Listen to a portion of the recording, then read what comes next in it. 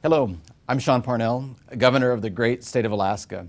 If you've spent much time watching the dysfunction and gridlock in Washington, D.C., you may have lost faith. And yet across the country, Republican governors have another story.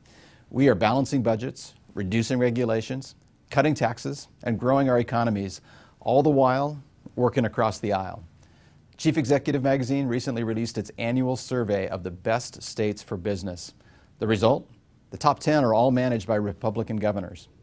You see, when states encourage and grow economic opportunity, despite the federal quagmire of damaging regulations, our entire nation benefits. Now today I want to focus on energy. I want to focus on what local, state, and federal governments can do to ensure safe, reliable, and affordable access to it. First, we need to address some basic but critical questions. Is it better for the U.S. to import energy or to export it? Is it a good public policy for Americans to be employed to produce our energy or simply consume it? Can and should America be energy independent? Most Americans agree that energy independence is good for America, for both national security and our balance of trade. But we need our president to allow our nation to grow the energy economy for the benefit of our families. The Republican House has acted. It's time for the Democratic-controlled Senate to do the same. Let me give you some examples. Alaska, one of the world's great hydrocarbon basins, we're doing our part to secure America's energy future. In our most recent 90-day legislative session, the most productive in a generation, Alaskans worked together across party lines to make Alaska more competitive in a global environment. We reformed our state oil taxes, we modernized our state's permitting system, all with the goal of creating more opportunities for our people from Alaska's vast resources. In our state, the Alaska energy comeback has begun, a comeback that will lead to a brighter economic future for the entire U.S. economy. But we didn't just stop with state lands. We know our nation's federal lands contain riches that should be unlocked for the benefit of all Americans. Too often, however, the federal government is less than nimble about permitting projects on its own lands. Permitting delays by the Obama administration means delayed job creation for Americans. So just last week, I offered our state's expertise and our financial commitment to evaluate the energy and economic potential from oil-rich federal lands. Alaska is offering to pay a part of exploration of federal lands in Alaska for energy potential. Now, Alaska developed a comprehensive oil and gas exploration proposal for the Arctic National Wildlife Refuge, otherwise known as ANWR.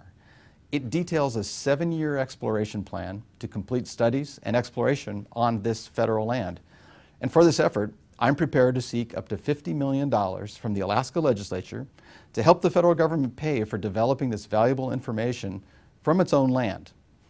Now, we've had this ANWR debate, but the federal government does not have current data on its true energy potential. And what we propose is a fact-finding mission on federal lands with the state of Alaska covering up to 1/3 of the cost so Americans have the facts on ANWR and can understand what's at stake for the country. This is just one example of how Republican governors are trailblazing the path to the future. The president and his allies in Congress have many such examples to emulate. Recently, the Republican majority in the House of Representatives, along with 19 Democrats, passed legislation to approve the Keystone Pipeline, which will create up to 20,000 domestic jobs and transport oil and gas from Canada to the southern U.S. for refining. Now it's time for the Democratic-led U.S. Senate to pass this bill, or at least allow it an up or down vote. This common sense energy infrastructure project is truly shovel-ready, and yet the White House threatened it with a veto. The project could already be well underway, but the State Department has unnecessarily delayed the project for years. And then there's offshore energy, and there's a lot of it out there. Coastal governors have gathered together as a coalition to unite behind responsibly unlocking offshore energy development. Each of the 8 governors in our Coastal States Coalition is frustrated by the lack of coordination, by the endless delays, and politically motivated inaction by federal agencies. While the federal government wastes precious taxpayer dollars on green energy boondoggles that have collapsed in failure and bankruptcy, many with no benefit to America, access to federal lands has been consistently blocked by this administration. Offshore drilling has been stalled. Permitting for energy that can restore jobs across America is delayed. That's not the all-of-the-above energy strategy that the President promised. You may have heard that under the Obama administration, energy production is up. Well, it's important to note that this is only because it's increasing on private lands, while production on federal lands, which belong to you, the taxpayer, has dropped dramatically. Alaska and many of the other energy states are focused on responsible and safe oil and gas development.